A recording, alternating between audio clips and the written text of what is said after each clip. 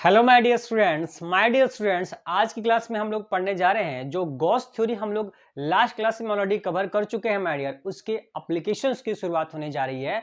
तो आज हम लोग पढ़ेंगे गॉस थ्योरी का पहला नंबर एप्लीकेशन माय डियर। और पहला एप्लीकेशंस के साथ ये काफ़ी इंपॉर्टेंट टॉपिक हमारा जुड़ा होता है और यहाँ से ऑब्जेक्टिव क्वेश्चंस भी बनते हैं और न्यूमेरिकल भी बनता है माय डियर। तो ये वाला टॉपिक आपको हर हाल में आना ही चाहिए माय डियर। गॉस थ्योरी के 3 एप्लीकेशन टोटल हमको पढ़ने होते हैं, जिसमें से एक एप्लीकेशन यानी कि लास्ट थर्ड वाला स्फेरिकल सेल वाला उसे सीबीएसई बोर्ड ने हटा दिया है। तो सीबीएसई बोर्ड के स्टूडेंट्स को स्फेरिकल सेल वाला टॉपिक पढ़ने की जरूरत नहीं है, लेकिन बाकी अदर बोर्ड के सभी स्टूडेंट्स को पढ़ने की जरूरत है फिलहाल माय डियर। तो खास करके मैं अपने बिहार बोर्ड की अगर बात करूं माय डियर, तो उसमें तो पढ़ना ही पढ़ना है। तो हम लोग तीनों एप्लीकेशंस को बारी बारी कवर करेंगे। शुरुआत करते हैं पहले नंबर एप्लीकेशन से माय डियर। पहला नंबर एप्लीकेशन क्या है देखेंगे। फर्स्ट नंबर एप्लीकेशन क्या है? एप्लीकेशन हम लोग शुरू कर रहे हैं गॉस थ्योरी का। आपको माय डियर सुबह शाम दोनों क्लास अटेंड करनी है। एप्लीकेशन गॉस थ्योरी का फर्स्ट नंबर एप्लीकेशन हम लोग पढ़ने जा रहे हैं, जिसका नाम क्या है? Electric field intensity at a point. ये शब्द लिखा हो या ना हो लिखा हो, आपके दिमाग में होना चाहिए कि एट अ पॉइंट ही होगा। At a point due to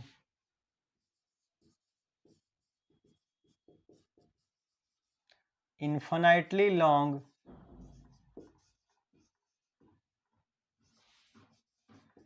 straight charged wire। बिल्कुल आपको दिखाई दे रहा है, कोई दिक्कत नहीं है। हिंदी में लिख देता हूं। किसी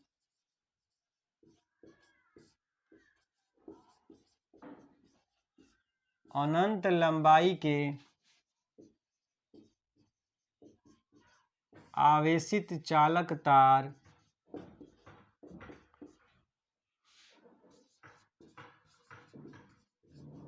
के कारण किसी बिंदु पर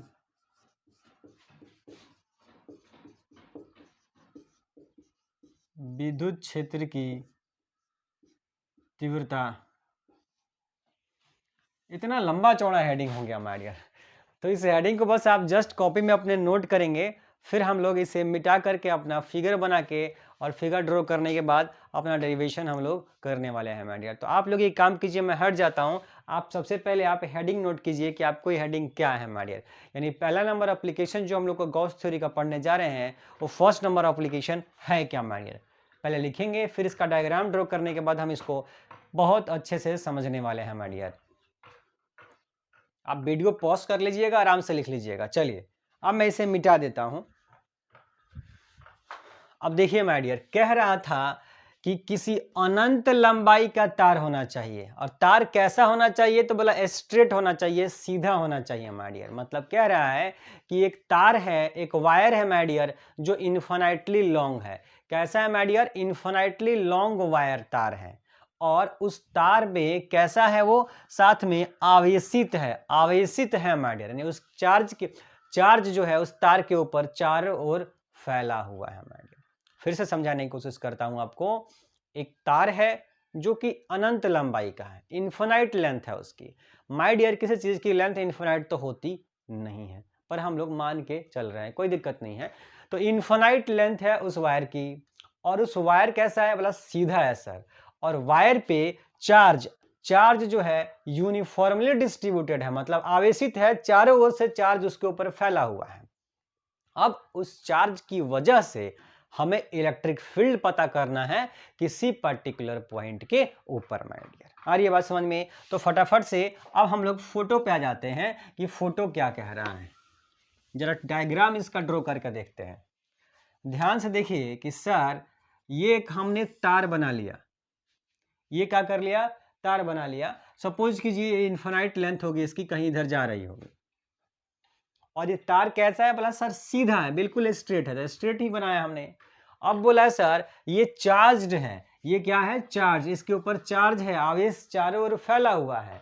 तो हम क्या करते हैं, इसके ऊपर चार्ज ड्रॉ कर लेते हैं। ये रहा माय डियर। ये चार्ज हमने ड्रॉ कर लिया। अब बोला सर अगर चार्ज है वायर के ऊपर, किसी चालक के ऊपर माय डियर अगर चार्ज होता है तो वो चालक जो है वो चार्ज क्या करता है, इलेक्ट्रिक फील्ड प्रोड्यूस करता है, विद्युत क्षेत्र उत्पन्न करता है। कभी भी अगर हमारा चार्ज रुका हुआ कंडीशन में है, और चूंकि हम लोग इलेक्ट्रोस्टैटिक्स में रुके हुए कंडीशन की ही बात करते हैं, चार्ज हमारा रेस्ट कंडीशन में है, तो कभी भी अगर चार्ज रेस्ट कंडीशन में कहीं पे है तो इलेक्ट्रिक फील्ड विद्युत क्षेत्र उत्पन्न करता है माय डियर। उसी विद्युत क्षेत्र की वैल्यू मान हमें निकालना है किसी एक निश्चित बिंदु पर माय डियर, उसी की चर्चा हम लोग कर रहे हैं। तो बोला सर ये चार्ज हो गया, चार्ज के चारों ओर इलेक्ट्रिक फील्ड क्रिएट हो जाएगा, उत्पन्न हो जाएगा। अब उस इलेक्ट्रिक फील्ड की वैल्यू हमें किसी पर्टिकुलर पॉइंट पे कैलकुलेट करनी है, निकालनी है माय डियर। बोला कैसे निकाले, अब सुनिए माय डियर। लगाना है आपको गॉस थ्योरी, ध्यान से सुनिए, आपको इस्तेमाल करना है यहाँ पे गॉस थ्योरी का माय डियर। और गॉस थ्योरी हम तभी लगा पाएंगे जब एक क्लोज्ड सरफेस हो हमारे पास, एक बंद सतह हमारे पास होना काफी जरूरी होता है माय डियर। अगर हम चाहते हैं कि गॉस थ्योरी को हम अप्लाई करें माय डियर, तो हमारे पास एक क्लोज्ड सरफेस, बंद सतह का होना जरूरी है। पर आप ध्यान से देखिए यहाँ कहीं आसपास आपको बंद सतह नजर नहीं आ रहा है माय डियर। तो बोला सर क्या करना पड़ेगा, बोला हमें एक क्लोज्ड सरफेस बनाना ही पड़ेगा। और दूसरी बात गॉस थ्योरी की कि बंद सतह तो होता ही होता है, साथ में माय डियर चार्ज जो होता है उस बंद सतह के अंदर रखना होता है माय डियर। इसका मतलब माय डियर कि ये जो चार्ज होगा, ये चार्ज उस सरफेस के अंदर होना चाहिए, तभी हम गॉस थ्योरी अप्लाई करेंगे माय डियर, और तभी हमें फ्लक्स जनरेट होने वाला है, मिलने वाला है। तो हम क्या करेंगे, इस तार के चारों ओर एक सतह सेलेक्ट कर लेंगे, मान लेंगे। तो अगर ये मार्कर है, अगर तार है आपका माय डियर, तो इस मार्कर के चारों ओर अगर आप सतह सरफेस एक सेलेक्ट कीजिएगा, वो भी क्लोज्ड, तो कैसा सरफेस मिलेगा, बोला सर ये मार्कर का जैसा शेप होगा ना, ऐसा ही शेप तो इसको चारों ओर हम ड्रॉ कर पाएंगे। तो बोला इसका शेप कैसा है, इसकी आकृति कैसी है, बोला सर बेलनाकार है, सिलिंड्रिकल शेप है। इस मार्कर का शेप कैसा है, सिलिंड्रिकल है। तो ये मार्कर हमारा तार है, तो तार का भी आकृति जो होती है, शेप जो होती है वायर की, वो कैसी होती है माय डियर, सिलिंड्रिकल होता है। तो इस वायर के चारों ओर हम अगर सरफेस सेलेक्ट करेंगे तो कैसा होगा, बेलनाकार ही होगा, सिलिंड्रिकल ही होगा। तो इसके चारों ओर हम क्या करते हैं, एक बेलनाकार सतह सेलेक्ट कर लेते हैं माय डियर। क्या कर लेते हैं, एक बेलनाकार सतह हम क्या करेंगे, सेलेक्ट कर लेंगे।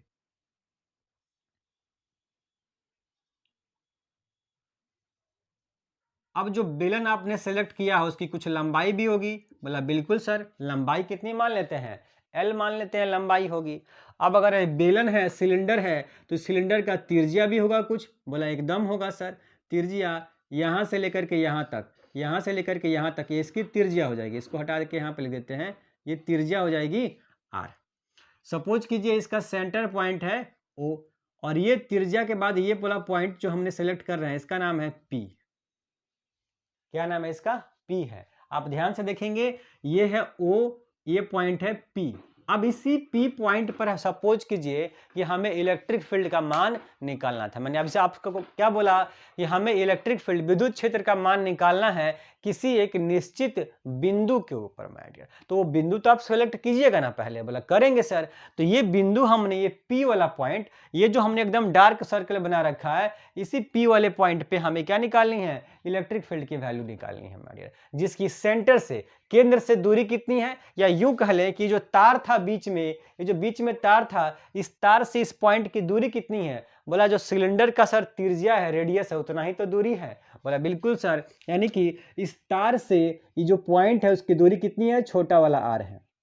अब हमने ड्रॉ कर लिया है माय डियर, लेकिन अब हम ये देखेंगे कि सर अगर हमें गॉस थ्योरी अप्लाई करनी है तो सबसे पहले हम एक छोटे टुकड़े को सिलेक्ट करते हैं, और छोटे से टुकड़े की वजह से फ्लक्स हम लिख देंगे, और फिर उस फ्लक्स का इंटीग्रेशन कर देंगे तो हमें टोटल फ्लक्स पता चल जाएगा माय डियर। देखिए मैं आपको हमेशा बताने की कोशिश करूंगा कि पूरे फिजिक्स में आपको कहीं ना कहीं एक छोटे से टुकड़े की स्टडी करनी होगी, और उस स्टडी करने के बाद उसकी वैल्यू कैलकुलेट करने के बाद उसका इंटीग्रेशन करना होगा, और इंटीग्रेशन करेंगे तभी आपको होल बॉडी की वजह से जो भी चीज़ आप निकालना चाह रहे हैं वो आप निकाल पाएंगे माय डियर। तो पूरे फिजिक्स के अंदर आप इस बात को ध्यान रखेंगे कि आपको सबसे पहले करना यह है कि एक छोटे से टुकड़े का स्टडी करना है, उस टुकड़े की वजह से वैल्यू कैलकुलेट करनी होती है, फिर उसका इंटीग्रेशन करके पूरी होल बॉडी के लिए वैल्यू कैलकुलेट की जाती है। तो इसीलिए सबसे पहले ये जो पूरा सिलेंडर हम निकाल रहे हैं, तो पूरे सिलेंडर के जगह पे हम एक छोटा सा इसका टुकड़ा सेलेक्ट करेंगे, और वो टुकड़ा मान लीजिए सपोज कीजिए क्या है, ये है वो टुकड़ा, ये टुकड़ा है माय डियर। ये हमारा पॉइंट जो था अंदर वाला P था, उसको मैं बाहर लिख दे रहा हूँ, ध्यान दीजिए, है पॉइंट P अंदर ही, उसको बाहर रिप्रेजेंट कर दे रहा हूँ। अब ये जो छोटा सा टुकड़ा आपने सेलेक्ट किया है, इसका अपना एरिया होगा। बोला बिल्कुल सर, एरिया होगा इसके पास DA, और DA के ऊपर हम लोग लगा देंगे वेक्टर, तो ये क्या बन जाएगा, एरिया वेक्टर हो जाएगा। ये क्या हो जाएगा, एरिया वेक्टर, एरिया सदिश हो जाएगा माय डियर। और किसी भी सतह का जो एरिया वेक्टर होता है उसके परपेंडिकुलर होता है माय डियर। तो ये जो हमने एरिया सेलेक्ट किया है, इसके परपेंडिकुलर एरिया वेक्टर यहाँ आएगा, तो हमने ऊपर की ओर ड्रॉ कर दिया है। ये जो एरिया होगा वो कैसा होगा, इसके परपेंडिकुलर ऊपर की ओर क्या हो जाएगा, ये जो सरफेस सेलेक्ट किए हैं, इस सरफेस के परपेंडिकुलर इलेक्ट्रिक क्या होगा, एरिया वेक्टर ऊपर की ओर होगा। ठीक, एरिया वेक्टर हमने रिप्रेजेंट कर दिया, जो कि हमेशा परपेंडिकुलर होता है। अब दूसरी बात, चार्जेस की बात कर लीजिए। मान लीजिए सर जो चार्ज चारों ओर था वो Q था, कितना था, Q चार्ज था। ठीक है, ये देखिए ये Q चार्ज है, ये सेंटर O है, ध्यान से देखिए यहाँ O बनाया हुआ है, ये सेंटर O है, और O से R डिस्टेंस पे, ये छोटा डिस्टेंस तो रेडियस जो है R है, यहाँ से यहाँ तक डिस्टेंस R है, और R ये पॉइंट P है माय डियर, और ये जो एरिया है इसका एरिया का वैल्यू कितना है, DA है। अब आपको एक बात पता है सर, क्या पता है, कि जो इलेक्ट्रिक फील्ड लाइंस होती हैं, जो विद्युत क्षेत्र रेखाएं होती हैं माय डियर, वो पॉजिटिव चार्ज से बाहर निकलती हैं। मैं हमेशा बोलता हूं कि अगर आपको डाइपोल मोमेंट का फॉर्मूला नहीं आता है, अगर आपको ये पता नहीं है कि इलेक्ट्रिक फील्ड लाइंस की प्रॉपर्टीज क्या है, तब आपके लिए इलेक्ट्रोस्टैटिक्स में समस्या खड़ी हो सकती है माय डियर। तो आपको ये दो टॉपिक आना चाहिए जिसका यूज ज़्यादा से ज़्यादा होता है माय डियर, डाइपोल मोमेंट और इलेक्ट्रिक फील्ड लाइंस की प्रॉपर्टीज माय डियर, ये आपको आना ही चाहिए। तो पॉजिटिव चार्ज से इलेक्ट्रिक फील्ड लाइंस क्या होती हैं, बाहर निकलती हैं। क्या होती हैं my dear, electric field lines बाहर निकलती हैं। तो हम क्या करेंगे, इस पॉजिटिव चार्ज से बाहर निकलता हुआ इलेक्ट्रिक फील्ड लाइंस रिप्रेजेंट कर देंगे। तो यहां से इलेक्ट्रिक फील्ड लाइंस क्या होंगी, बाहर निकलती हुई रहेंगी, क्या होंगी, बाहर निकलती हुई हो जाएंगी। ये रहा माय डियर। तो अब हमने कंप्लीट फोटो ड्रॉ कर दिया है, पूरा फोटो का सेटअप हमने कर लिया है। अब फोटो हमने ड्रॉ करते वक्त हमारे दिमाग में अब एक कॉन्सेप्ट जनरेट हो गया यहाँ पे, क्या सर, ये हो गया कि अगर इलेक्ट्रिक फील्ड भी ऊपर की ओर दिशा है, डायरेक्शन है, और एरिया वेक्टर भी ऊपर की ओर ही है, तो दोनों एक दूसरे के एकदम पैरेलल हो गए, सेम डायरेक्शन में हो गए। और सेम डायरेक्शन में होने का मतलब होता है, अगर कोई भी दो चीज एक ही डायरेक्शन में होती है माय डियर, तो उनके बीच में कोई एंगल नहीं है, 0 डिग्री का एंगल बनता है। इस बात का ख्याल रखेंगे। अगर दो चीजें क्या होंगी, सेम डायरेक्शन में, दो चीजें अगर सेम डायरेक्शन में हैं तो उनके बीच 0 डिग्री का एंगल बनता है माय डियर। तो हम यहां से कॉन्सेप्ट एक चीज निकाल सकते हैं क्या, कि E और DA के बीच में जो एंगल बन रहा है वो कितना है, थीटा की वैल्यू कितनी हो जाएगी माय डियर, 0 डिग्री हो जाएगी। यहाँ थीटा की वैल्यू कितनी हो गई फोटो से, 0 डिग्री। ये कॉन्सेप्ट हम लिख चुके हैं। अब सुनिए मेरी बात, एक बच्चे ने मेरे से पूछ दिया सर कि ये जो आप पॉइंट सेलेक्ट कर रहे हैं, ये ऊपर सेलेक्ट कर रहे हैं, आप नीचे क्यों नहीं किए। बोला माय डियर आप नीचे भी कर लीजिए, कोई दिक्कत नहीं है। बोला सर बीच में क्यों कर रहे हैं, इधर कर लीजिए। बोला कहीं कर लीजिए, यहाँ कर लीजिए, यहाँ कर लीजिए, यहाँ कर लीजिए, यहाँ यहाँ यहाँ यहाँ कहीं कर लीजिए। जितना ऊपर पॉइंट है उतना ही पॉइंट नीचे, यहां से यहां तक कहीं भी आप नीचे भी सेलेक्ट कर लेंगे, कोई फर्क नहीं पड़ने वाला है माय डियर। आया बात समझ में। बोला ठीक है सर, ऊपर नीचे तो आप बात कर लिए, पर लेफ्ट और राइट वाला बात काहे नहीं कर रहे हैं माय डियर। इसका मतलब कि ये वाला जो दो सर्कल बना हुआ है, जो दो वृत्त बना हुआ है, उन दो वृत्त पर पॉइंट सेलेक्ट कर लीजिए। आप तो नीचे ऊपर की बात कर लिए, पर यहाँ इन दोनों पॉइंट्स पे यहाँ भी तो आप पॉइंट्स ले सकते थे, या यहाँ भी तो ले सकते थे, तो आप यहाँ क्यों नहीं लिए हम पॉइंट। बोला ठीक है माय डियर, ले लेते हैं। आपने बोला हम ले लेते हैं। यहां देखिए, जैसे सर यहाँ पे हम पॉइंट सेलेक्ट कर लेंगे तो यहाँ पे एरिया हो जाएगा। बोला बिल्कुल, यहाँ एरिया हम सेलेक्ट करेंगे, जहां पॉइंट सेलेक्ट करेंगे उसी पॉइंट के आसपास क्या होगा माय डियर, एरिया सेलेक्ट करना है हमको। ये एरिया हमने यहाँ का सेलेक्ट कर लिया। बोला ठीक है सर, अगर एरिया ये है तो उसका एरिया वेक्टर कहाँ जाएगा, उसके परपेंडिकुलर जाएगा माय डियर। तो इसके परपेंडिकुलर एरिया वेक्टर कहाँ चला गया, इस डायरेक्शन में चला गया, राइट साइड में चला गया, इधर की ओर। आया बात समझ में। ये जो सर्कल बना हुआ है, ये जो सर्कल बना हुआ है माय डियर, ये जो सर्कल है इसका एरिया वेक्टर इसके परपेंडिकुलर ठीक वो आगे की ओर आपकी ओर आ रहा है माय डियर। तो इसका एरिया वेक्टर, तो वही कह रहा हूं, इसका एरिया वेक्टर जो होगा वो क्या होगा, एकदम ठीक परपेंडिकुलर इधर की ओर जाएगा। आया बात समझ में। बोला सर अगर यहाँ पे हमने पॉइंट सिलेक्ट किया तो यहाँ का एरिया वेक्टर इधर चला गया, लेकिन पॉजिटिव चार्ज से जो इलेक्ट्रिक फील्ड लाइंस होती हैं वो तो नहीं बदलेंगी ना, वो तो बाहर की ओर निकलती हुई रहेंगी। तो ये इलेक्ट्रिक फील्ड लाइंस जो होंगी वो ऊपर की ओर जा रही हैं या नीचे की ओर जा रही हैं। तो ये क्या हो गई, ऊपर की ओर है। तो हो ये गया कि इलेक्ट्रिक फील्ड ऊपर की ओर है और एरिया वेक्टर इधर की ओर है। एरिया वेक्टर कितना है माय डियर, इधर की ओर है। ये देखिए, तो अब एरिया और इलेक्ट्रिक फील्ड के बीच में यहाँ पे एंगल बन गया 90 डिग्री। यहाँ एंगल कितना बन गया, 90 डिग्री का एंगल बन गया माय डियर। और जैसे इलेक्ट्रिक फील्ड और एरिया वेक्टर एक दूसरे के परपेंडिकुलर हो गए, 90 डिग्री पे हो गए, वैसे सर हमें कोई फ्लक्स नहीं मिलता है माय डियर, कोई भी फ्लक्स नहीं मिलता है। और जब फ्लक्स ही नहीं मिलेगा तो कैलकुलेट क्या चीज कीजिएगा, आ रही है बात समझ में। हमें तो फ्लक्स का ही इंटीग्रेशन करना है, हम तो पहले फ्लक्स का ही कैलकुलेशन करेंगे। तो जब परपेंडिकुलर हो गया तो फ्लक्स ही जीरो हो गया। आ रही है बात सुनने, जब फ्लक्स जीरो हो गया तो हमें उसके कैलकुलेशन करने की जरूरत नहीं है। इसका मतलब ये हो गया माय डियर, ये हो गया कि इस पूरे सिलिंड्रिकल सरफेस में ये दोनों जो सर्कल हैं वो फ्लक्स जनरेट नहीं करेंगे। ध्यान दीजिए, ये दोनों सर्कल आपका फ्लक्स जनरेट नहीं करने वाले हैं। जो फ्लक्स जनरेट होगा वो सिर्फ ये बीच वाला सेक्शन ही करता है, बीच वाला भाग करता है। अब आपको याद दिलाना चाहूंगा, आप 8th क्लास में और 10th क्लास में ये पढ़ के आए होंगे बेलन के बारे में, सिलेंडर के बारे में कि बेलन का क्षेत्रफल कितना होता है, बेलन का क्षेत्रफल कितना होता है माय डियर। तो बेलन का पृष्ठ क्षेत्रफल पूछ रहे हैं आप कि संपूर्ण पृष्ठ क्षेत्रफल पूछ रहे हैं, ये क्वेश्चन आपका हो सकता है। बोला बिल्कुल हो सकता है सर, यहाँ पे संपूर्ण पृष्ठ क्षेत्रफल की बात करेंगे हम, बोला नहीं करेंगे। अभी तो आपको बता दिया कि सर टोटल एरिया से हमारा क्या लेना देना है। सर ये जो दोनों सर्कल है, ये दोनों सर्कल है, ये तो फ्लक्स जनरेट करेगा ही नहीं। जब करेगा ही नहीं तो ये दोनों पार्ट हम इस्तेमाल नहीं करेंगे, सिर्फ बीच वाला सेक्शन इस्तेमाल करेंगे। और बीच वाले को बोलते हैं वक्र पृष्ठ क्षेत्रफल, कर्व्ड सरफेस एरिया होता है। तो सिलेंडर का कर्व सरफेस एरिया यानी कि पृष्ठ क्षेत्रफल, वक्र पृष्ठ क्षेत्रफल कितना होता है माय डियर। तो बोला सर होता है 2 पाई आर एच, 2 पाई आर एच होता है। एच जहां ऊंचाई होती है, अगर बेलन ऐसे है, लेकिन अगर बेलन ऐसे हो गया तो यही ऊंचाई लंबाई में बदल जाती है। तो हमारा बेलन तो ऐसे ही हो रहा है ना, सो रहा है हमारा बेलन, तो सो रहा है, तो इसका जो ऊंचाई है वो किसमें बदल गया माय डियर, वो लंबाई में बदल गया माय डियर।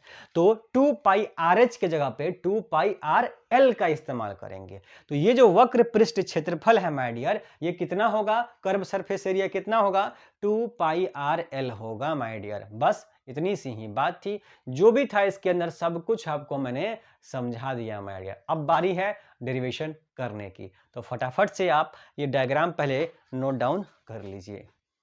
मैं हट जाता हूं।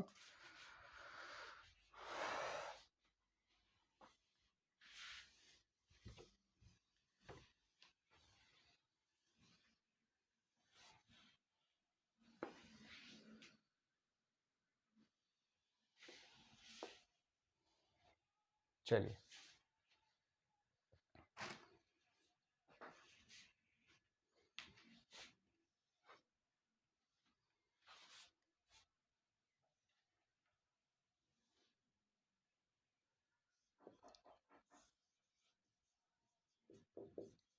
Consider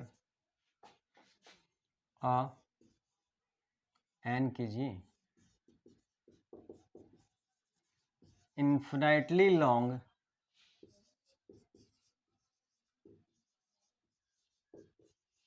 straight wire having linear charge density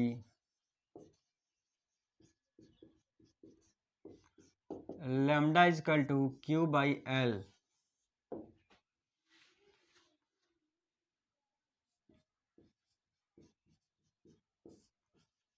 माना कि एक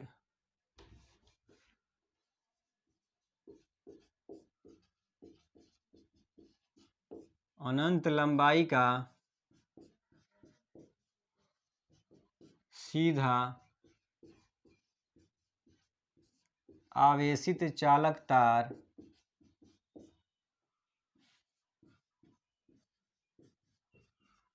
है जिसका रैखिक आवेश घनत्व lambda is equal to Q by L है। तो हिंदी मीडियम इंग्लिश मीडियम दोनों माय डियर स्टूडेंट्स, आप वीडियो पॉज करके आराम से नोट्स बना लीजिएगा। वीडियो पॉज कीजिएगा, ये लिख लीजिएगा, क्योंकि अगर आपके पास नोट्स नहीं है तो फिर पढ़ने का कोई फ़ायदा नहीं है। आप क्लास अटेंड करेंगे ज़रूर, आप समझ भी जाएंगे ज़रूर, लेकिन कुछ दिनों के बाद आप भूलेंगे। ये 100 नहीं 1000 गुना % बात सही है माय डियर। हर इंसान भूलता ही भूलता है। अगर मुझे कुछ ये चीज़ें याद हैं तो शायद रोज़ पढ़ाते तो ये चीज़ें मेरे दिमाग में हमेशा आती रहती है कि मैं हमेशा पढ़ाता रहता हूँ। तो आपके दिमाग में भी आएंगी माय डियर, जब आप इसका प्रैक्टिस आप लगातार करेंगे। तो बोला सर प्रैक्टिस कैसे करेंगे, कहीं पे लिखा होगा तभी तो? बोला बिल्कुल। तो नोट्स आपके लिए काफ़ी ज़रूरी है, तो नोट्स आपको बनाना है माय डियर।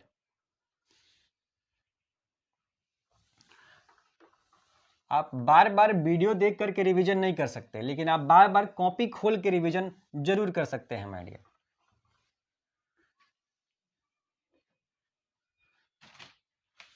नेक्स्ट लिखेंगे, we have to calculate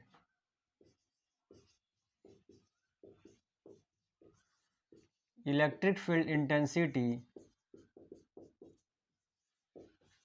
at a point P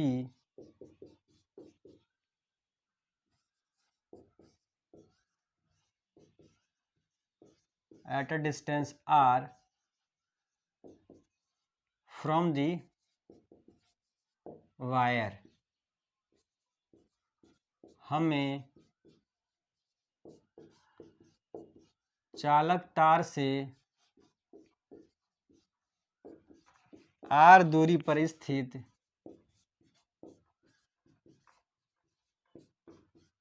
बिंदु P पर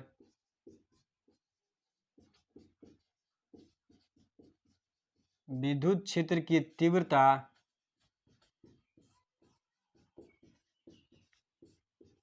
का मान ज्ञात करना है। लिखेंगे आपको करना क्या है, डेरिवेशन में आपको करना क्या है और आप मान क्या रहेंगे, ये सभी चीजें आपको रिप्रेजेंट करनी पड़ती है माय डियर। लिख लीजिएगा ये आराम से पॉज करके।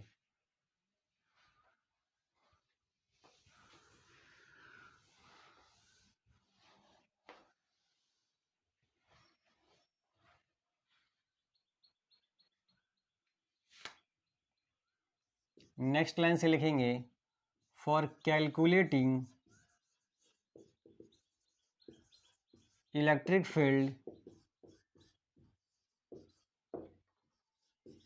We assume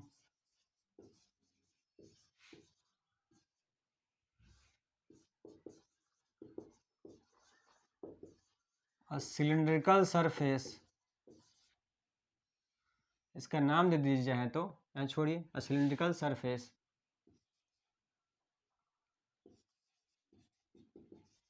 having length L and radius R। For calculating electric field, we assume a cylindrical surface having length L and radius R around the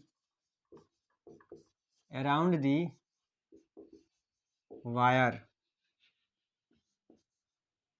ठीक है, नेक्स्ट लाइन से लिखेंगे हिंदी में,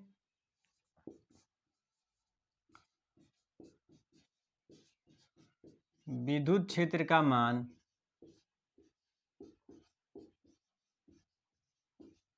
ज्ञात करने के लिए हम चालक तार के चारों ओर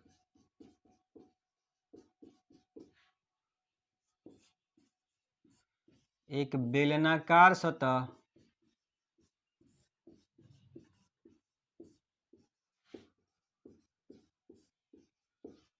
मानते हैं जिसकी लंबाई L तथा त्रिज्या R है। नोट कीजिए माय डियर, तब तक मैं इसमें इंक ले लूं।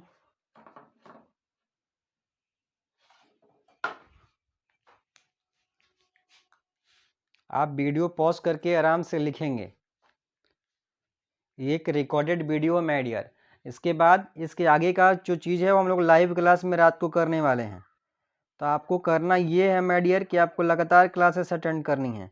आपको ये वीडियो रात को 8 बजे से पहले देख लेनी है ताकि हम लोग आगे बढ़ें नेक्स्ट टॉपिक, इसका सेकंड नंबर एप्लीकेशन, आपको कोई समस्या खड़ी ना हो माय डियर। तो रात को 8 बजे लाइव क्लास में हम लोग मिलेंगे, वहाँ पे हम लोग सेकंड नंबर एप्लीकेशन पढ़ेंगे।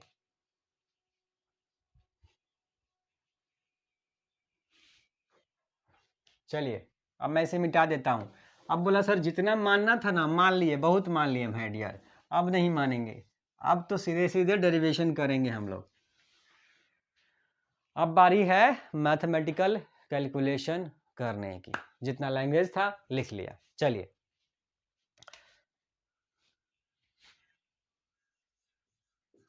we know that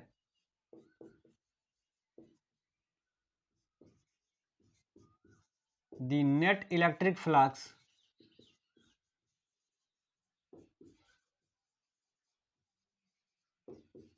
through the surface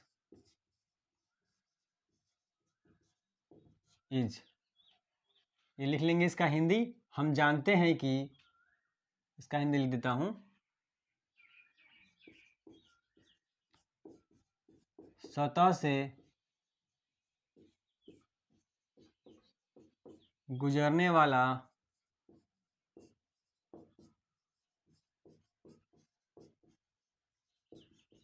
कुल विद्युत फ्लक्स, कितना कुल विद्युत फ्लक्स होता है? तो बोला सर जो नेट फ्लक्स होता है माय डियर वो integration of EdA cos theta होता है।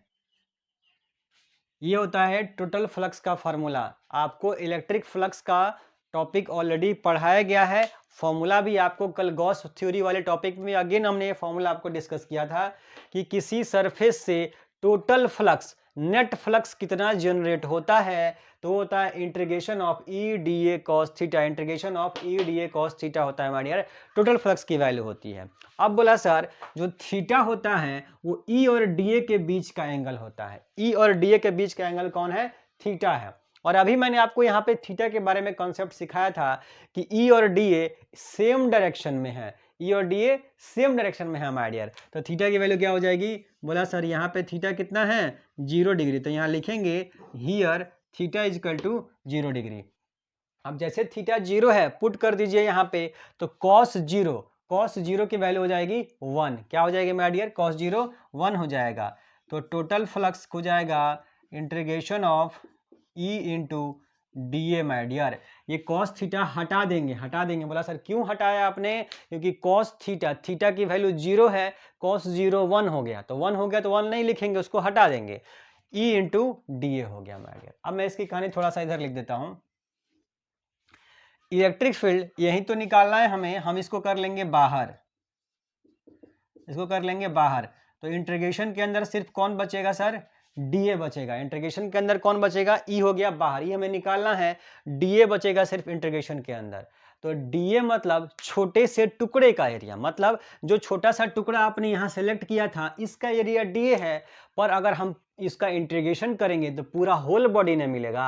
अगर पूरा कमरा का एक छोटा सा टुकड़ा ले लीजिए और पूरे कमरे के लिए इंटीग्रेशन कर दीजिए तो पूरा कमरा का एरिया मिलेगा आपको माय डियर। इसीलिए डीए का इंटीग्रेशन करेंगे तो क्या मिलेगा? ए मिलेगा, टोटल एरिया मिलेगा। इसका मतलब सर हो गया कि net flux is equal to E into क्या हो गया? ए हो गया। ई इंटू क्या हो गया? ए। डीए का इंटीग्रेशन करेंगे तो ए हो गया, डीए का इंटीग्रेशन ए होता है माय डियर, ठीक है। तो ए हो गया हमारा final total flux is equal to E into A हो गया। मैं हट जाता हूं, आप फटाफट से पहले इसको नोट कर लीजिए वीडियो पॉज करके या स्क्रीनशॉट लेके, जैसा भी आपको इच्छुक हो वैसा कर लीजिए। फिर हम लोग मिटा के इसके आगे की प्रक्रिया कंप्लीट करेंगे।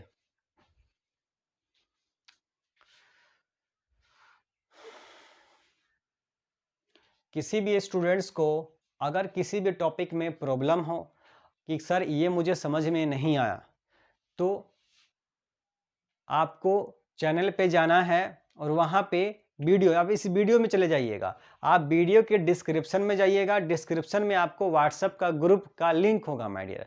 व्हाट्सएप ग्रुप में आप अपने आप से जुड़ जाइएगा, जा करके जैसे टच कीजिएगा आप ग्रुप खुलेगा, व्हाट्सएप ग्रुप में आप ज्वाइन हो जाइएगा। जैसे व्हाट्सएप ग्रुप में ज्वाइन होंगे वहाँ से आप मेरे पर्सनल व्हाट्सएप नंबर पे अपनी समस्याएं भेज सकते हैं। आपको जो टॉपिक में प्रॉब्लम है वहाँ पे आप पूछ सकते हैं माय डियर। ये आप सभी के लिए एकदम ये सब चीज़ उपलब्ध करवाया कि किसी भी स्टूडेंट्स को कहीं से भी दिक्कत ना हो, चाहे वो देश के किसी कोने में हो माय डियर।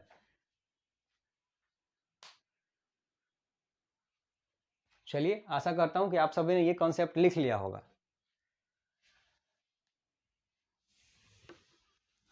जो लैंग्वेज मैंने आपको थोड़ी देर पहले लिखाया था उसमें मैं आपको पहले भी बता चुका हूं कि जो लैंग्वेज मैं लिखूंगा जरूरी नहीं है कि आप भी वही लैंग्वेज लिखें। आपको जस्ट फोटो समझना है और फोटो समझ गए इसको अपने तरीके से आप जरूर लिखने की कोशिश कीजिए माय डियर, ताकि आपका दिमाग थोड़ा सा डेवलप हो माय डियर। सोचने के लिए मजबूर करें अपने दिमाग को माय डियर, तभी कुछ बढ़िया चीज होगी आपके लिए।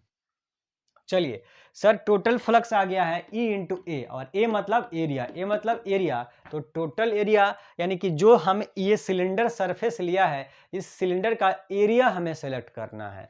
तो बोला सर अभी आपको थोड़ी देर पहले ही समझिए, आपको समझाया हूँ कि जब एरिया लेंगे तो ये दोनों सर्कल को शामिल नहीं करेंगे। बोला इसलिए सर शामिल नहीं करेंगे कि उनका फ्लक्स में कोई रोल नहीं है, कोई योगदान नहीं है इनका।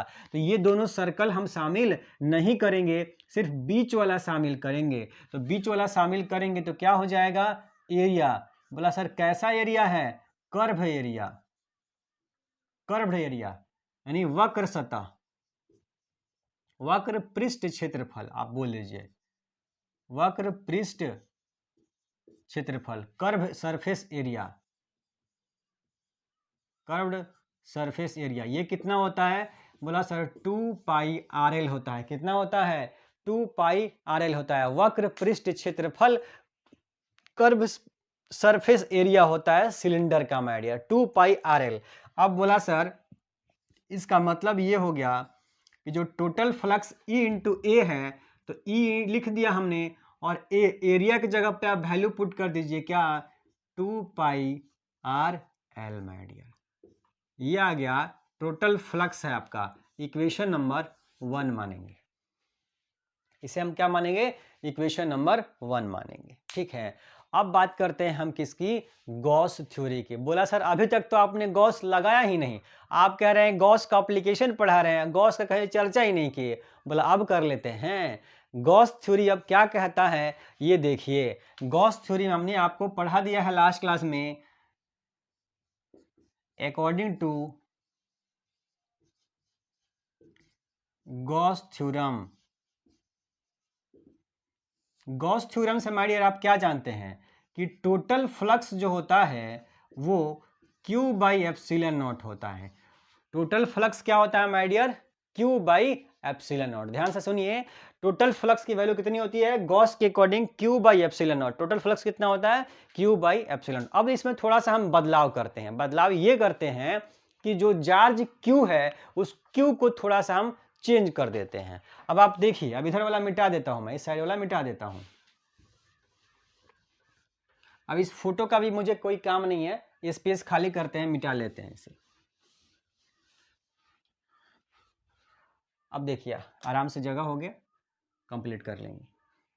Phi is equal to Q by epsilon naught हो गया। अब आप सभी को अभी इस डेरिवेशन का पहला लाइन लिखाया था, लीनियर चार्ज डेंसिटी, रैखिक आवेश घनत्व माय डियर। तो बोला सर रैखिक आवेश घनत्व जो होता है लैम्डा, वो होता है Q बटा L होता है। क्या होता है?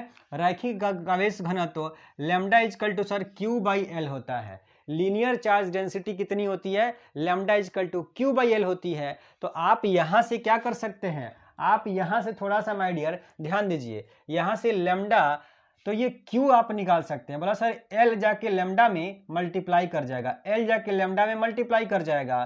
तो यहां से आप निकाल सकते हैं कि sir Q is equal to lambda into L हो गया। Q is equal to lambda L, ये जा करके L क्या हो गया? लैम्डा में मल्टीप्लाई हो गया।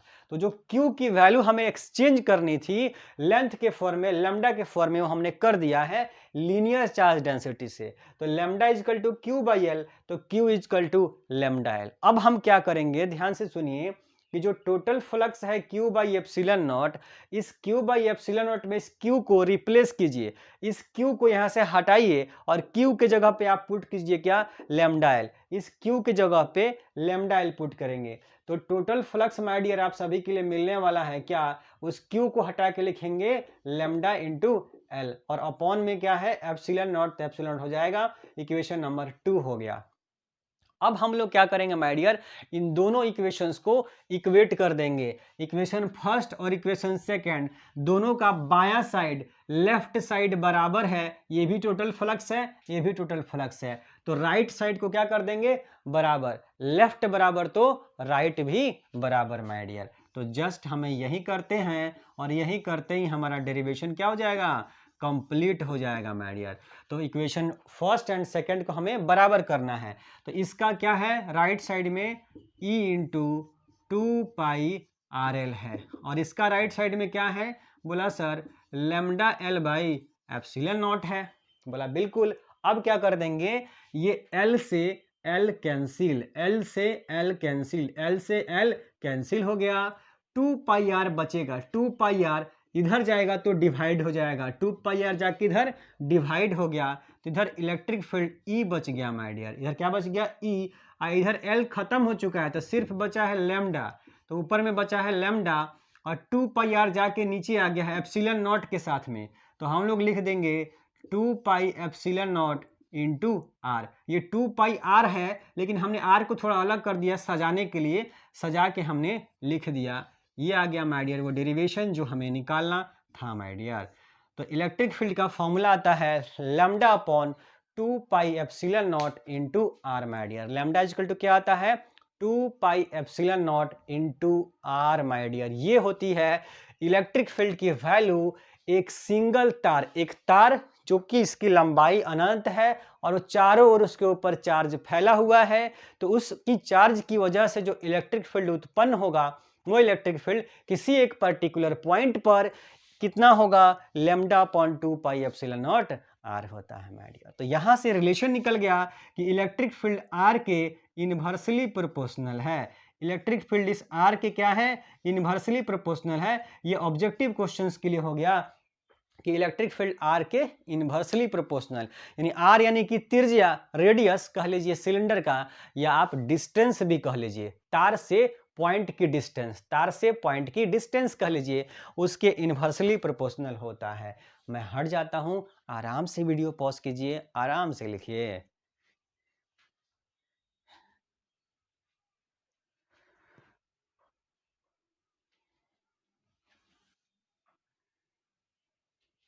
चलिए माय डियर,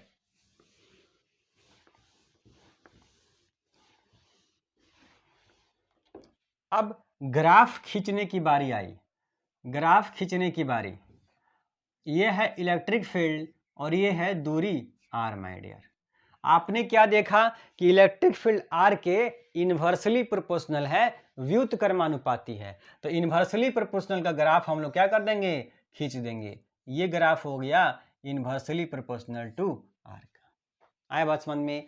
अब क्वेश्चन अगर पूछेगा नहीं सर हमें तो इलेक्ट्रिक फील्ड और 1/r के बीच में ग्राफ खींचना है, 1/r के बीच में ग्राफ खींचना है माय डियर। तो अगर r के साथ ग्राफ कहेगा तो r के तो इन्वर्सली प्रोपोर्शनल है, लेकिन 1/r के इस 1/r के डायरेक्टली प्रोपोर्शनल है। कोई भी चीज r अगर नीचे में है तो इन्वर्सली प्रोपोर्शनल, पर पूरा होल की बात कर रहे हैं तो डायरेक्टली प्रोपोर्शनल ना हो गया माय डियर। तो इलेक्ट्रिक फील्ड इस r के इन्वर्सली प्रोपोर्शनल है, तो इन्वर्सली प्रोपोर्शनल का ग्राफ ये हो गया। लेकिन हमें यहां कह रहा है कि इलेक्ट्रिक फील्ड और 1/r के बीच में ग्राफ बताइए। ये r है, यहाँ 1/r है, r है 1/r है, तो 1/r के साथ अगर ग्राफ कहेगा तो बोला वो सर डायरेक्टली प्रोपोर्शनल हो जाएगा। तो फिर डायरेक्टली प्रोपोर्शनल का ग्राफ हम लोग ऐसे खींच देंगे। तो ये डायरेक्टली प्रोपोर्शनल का ग्राफ है 1/r के साथ। ये था आपका गॉस थ्योरी का पहला नंबर एप्लीकेशन माय डियर। आशा करता हूं आप बहुत शानदार जबरदस्त तरीके से ये समझ पा गए होंगे कि क्या था ये टॉपिक और कैसे ये डेरिवेशन हम लोग बहुत आसानी से कर सकते हैं माय डियर। आगे रात को हम लोग मिलेंगे, रात को 8 बजे लाइव क्लास के अंदर माय डियर, जिसमें हम लोग पढ़ने वाले हैं सीट की वजह से इलेक्ट्रिक फील्ड। ये था वायर की वजह से, रात को पढ़ेंगे सीट की वजह से इलेक्ट्रिक फील्ड की वैल्यू कितनी होगी माय डियर। मिलते हैं 8 बजे रात को माय डियर।